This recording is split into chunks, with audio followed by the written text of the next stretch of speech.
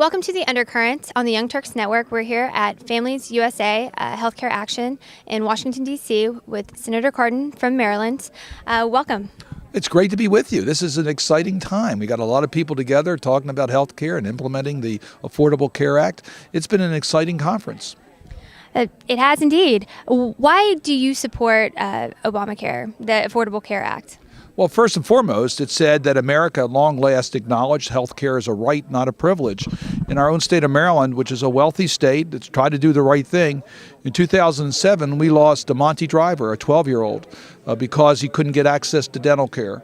I made a pledge at that time that was not going to happen again under my watch. So I worked with the governor, I worked with Congressman Cummings, we introduced legislation, and now nationwide, under the Affordable Care Act and under the Children's Health Insurance Program, children will get access to dental care.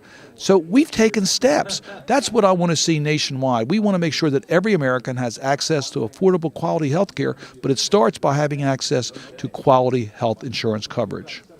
So what do you think about the Republican attempts at the beginning of the session to, again, repeal sections of Obamacare? Well, I don't know if they were watching the election results. President Obama won re-election. This is not a good political issue for them, but more importantly, it's not a good policy issue. It's time to move forward. Let's not relitigate. Let's move forward. I don't think Americans really want to give up the right to have their children on their policies to age 25. I think millions of Americans appreciate they're getting rebates from their insurance premiums because their insurance companies overcharge them.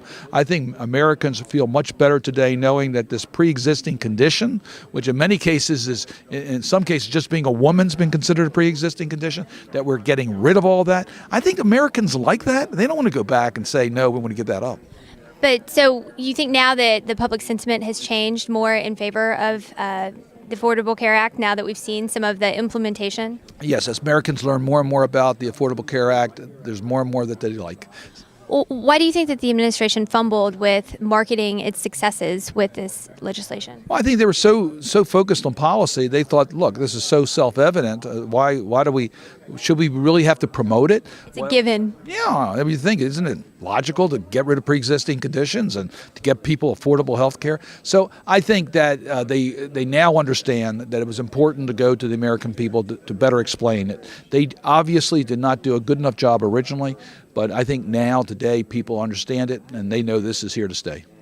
So do you see a looming risk to Medicare coverage, Medicaid coverage under the sequester and the debt ceiling negotiations? Well, as President Obama said, we have to deal with our spending and revenue issues. We have to balance our budget in a much better way.